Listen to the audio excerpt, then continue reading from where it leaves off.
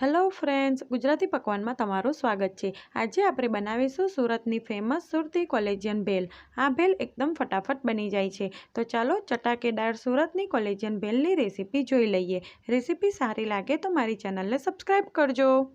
Collegian bhel બનાવવા માટે પહેલાં લીલી ચટણી બનાવીશું। તો એક મિક્સર જારમાં થોડા લીલા ધાણા લઈશું, 2 નંગ તીખા લીલા મરચાં, 1 ચમચી સિંગદાણા, અડધી ચમચી મીઠું, અડધી ચમચી જીરું અને અડધો લીંબુનો રસ નીચોવી દઈશું અને આની પેસ્ટ બનાવી લઈશું।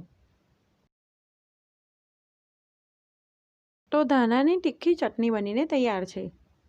હવે મેં અહીં અડધો બાઉલ ખારી સિંગ લીધી છે। તેને મેં સારી રીતે સાફ કરી 2 ભાગ કરી લીધા છે। તમે સિંગનું માપ વધારે કે ઓછું પણ લઈ શકો છો। તેમાં 2 ચમચી તીખી લીલી ચટણી નાખીશું, 2 ચમચી ઝીણા સમારેલા ટામેટાં નાખીશું, 3 ચમચી ઝીણી સમારેલી ડુંગળી નાખીશું અને 3 થી 4 ચમચી ખજૂર આમલીની ગોળવાળી ચટણી નાખીશું।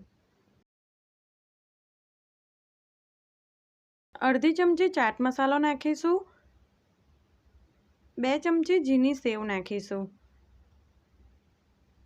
થોડાક લીલા ધાણા નાખી બધું સારી રીતે મિક્સ કરી લઈશું। ડુંગળી અને ટામેટાનું માપ તમે વધુ ઓછું કરી શકો છો।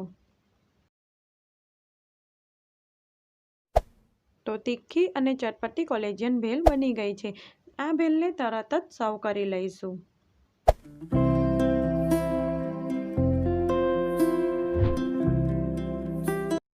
ઉપરથી ઝીણી સમારેલી ડુંગળી, થોડી ઝીણી સેવ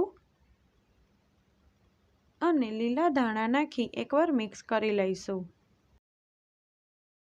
હવે ભેલ એકદમ ચટપટી લાગે એટલે ઉપરથી 1 ચમચી લીંબુનો રસ નાખીશું। તો સુરતની ફેમસ સુરતી કોલેજિયન ભેલ બનીને તૈયાર છે। તમે આ રીતે સુરતની કોલેજિયન ભેલ એકવાર ટ્રાય કરજો અને કોમેન્ટ કરી જણાવજો કે તમને રેસીપી કેવી લાગી।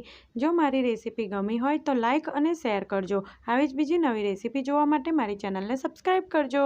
Thanks for watching.